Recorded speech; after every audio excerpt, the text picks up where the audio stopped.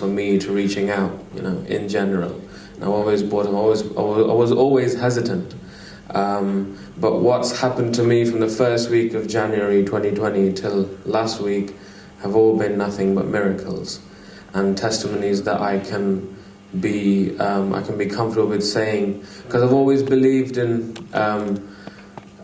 not so much extravagant, but it's perhaps harder for me to say, that for me to testify that I had a little cold flu and then I prayed to God and then God healed me.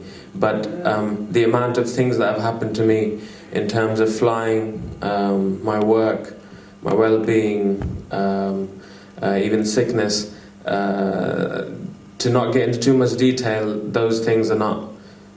It's impossible to leave, so to speak.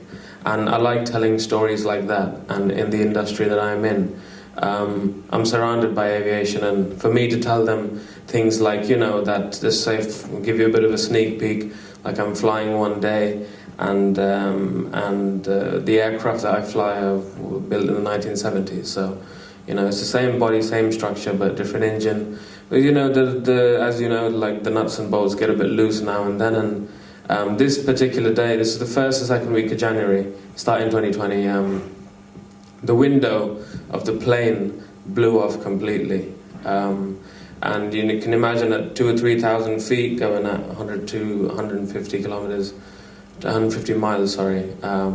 Everything gets sucked out of the plane. And I'm trying to control the situation, control my student, saying everything's going to be okay. Next thing I know, my jacket that I have a bad habit of just hanging on the back of the seat, how you do in a restaurant, you hang on the back of the seat.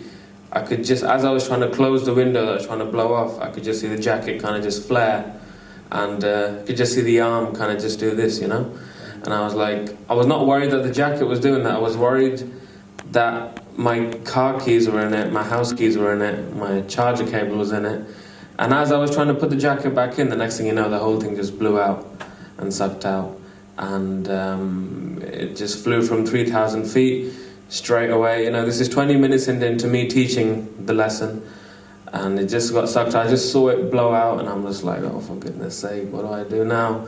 And like, how am I going to explain this to the authorities that there's a jacket that flew out the window? It's not something you hear every day. So I shut the window anyway. I finished my lesson, and then I went and reported it and called the local police. And I was really worried that I wouldn't be able to find the keys again, because it costs quite a lot to replace keys like that, But I managed to have a spare key anyway. Reported it. No one could believe it. No one could believe what happened, and they were just glad that the jacket didn't go and hit my tail, which could have stopped me from moving the plane or put me in a more vulnerable situation. It just hit the tail and then blew off. And about a week later, on the 27th of March, it was exactly a week, and that was the day of national lockdown in Ireland. I actually reported to the police a week before. A week later, I got a call from the police saying that, Stephen, is it Steve Bento? Yeah, we have some good news for you.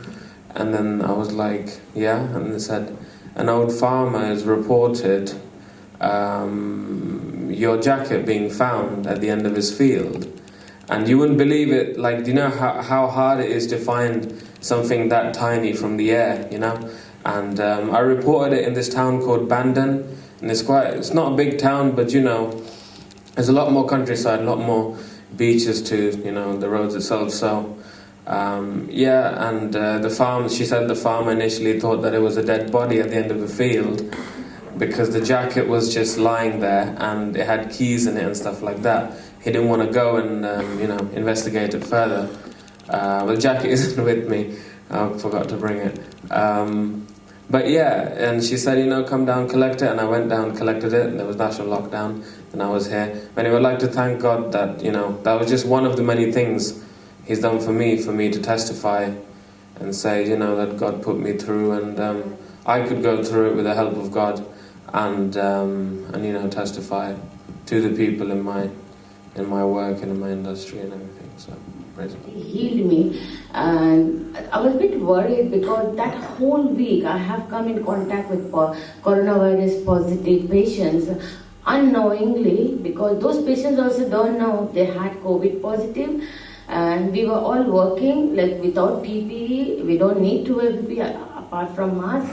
So I've just come in contact, and thereafter I'm having all these symptoms, and I rang off sick. I asked my husband to take me to the arena for COVID testing because I was a bit worried, and it came negative. The whole week I was really tormented and tortured by the fever and headache and all. I was really missing the Zoom. But having said that, God gave me enough strength and grace to sit in from my hallway, from my bedroom.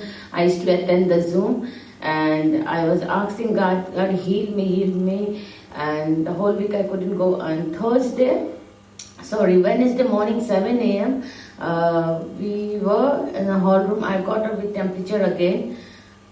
Before that, Tuesday, I was taken to hospital and admitted for 2 hours, and they done another test for me. Nothing showed up. So again negative, and I'm sure it wasn't a COVID. It's just the spiritual warfare I was having.